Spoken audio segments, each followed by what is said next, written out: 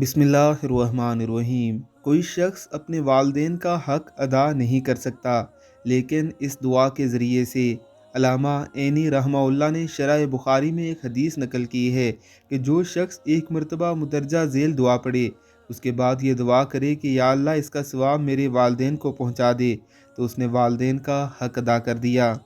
الحمد للہ رب العالمین، رب السماواتی و رب الارضی، رب العالمین، وَلَهُ الْكِبْرِيَاءُ فِي السَّمَاوَاتِ وَالْأَرْضِ وَهُوَ الْعَزِيزُ الْحَكِيمُ۔ لِلَّهِ الْحَمْدُ رَبِّ السَّمَاوَاتِ وَرَبِّ الْأَرْضِ رَبِّ الْعَالَمِينَ، وَلَهُ الْعَظْمَةُ فِي السَّمَاوَاتِ وَالْأَرْضِ وَهُوَ الْعَزِيزُ الْحَكِيمُ۔ هُوَ الْمَالِكُ رَبُّ السَّمَاوَاتِ وَرَبُّ الْأَرْضِ وَرَبُّ الْعَالَمِينَ، وَلَهُ النُّورُ فِي السَّمَاوَاتِ وَالْأَرْضِ وَهُوَ الْعَزِيزُ الْحَكِيمُ۔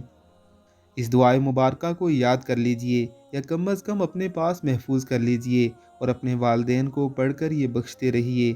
اللہ ہم سب کو توفیق عطا فرمائے، آمین، اللہم آمین۔